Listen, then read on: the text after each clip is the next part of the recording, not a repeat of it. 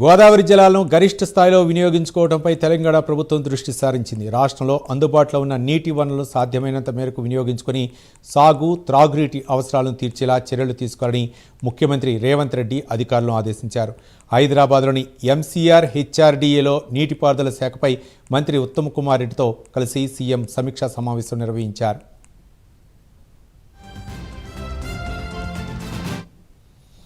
Yellampalli, Devadula, Sitarama project నుంచి సాధ్యమైనంత మేరకు ఎత్తిపోతలు చేపట్టాలని ముఖ్యమంత్రి సూచించారు. దేవాదుల ప్రాజెక్టు నుంచి గతంలో ఎన్నడూ లేని విధంగా 9 పంపులతో నీటిని ఎత్తిపోస్తున్నట్లు మంత్రి ఉత్తమ్ కుమార్ రెడ్డి సీఎంకు వివరించారు. దేవాదుల, సీతారామ ప్రాజెక్టులో ఎత్తిపోతలకు ఎదురవుతున్న చిన్న సమస్యలను వెంటనే పరిష్కరించాలని సీఎం ఆదేశించారు. ఇక మేడిగడ్డ, అన్నారం, సుందిళ్ల బ్యారేజీల విషయంలో జాతీయ డ్యామ్ సేఫ్టీ అథారిటీ సూచనలు ఖచ్చితంగా పాటించాలని ముఖ్యమంత్రి స్పష్టం చేశారు.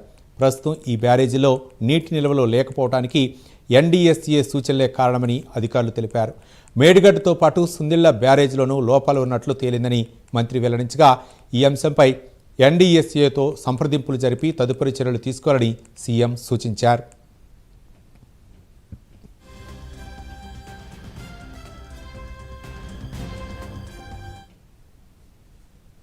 మరోవైపు ప్రాజెక్టుల కింద ముంపును గురయ్యే గ్రామాలు, వ్యవసాయ భూములకు పరిహారం, పునరావాసం చెల్లింపులో వేగవంతం చేయాలని ముఖ్యమంత్రి ఆదేశించారు.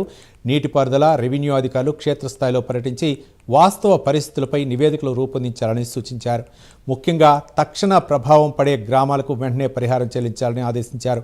ఈ ప్రక్రియ పూర్తయితే బస్వాపూర్, గౌరవెల్లి ప్రాజెక్టులో నీటిని నింపే అవకాశం ఉంటుందని సీఎం పేర్కొన్నారు. అలాగే గట్టు, గూడెందొడ్డి ఎత్తిపోతల సామర్థ్యాన్ని పెంచే అంశంపై సమగ్ర అధ్యయనం చేయాలని అధికారులను ఆదేశించారు.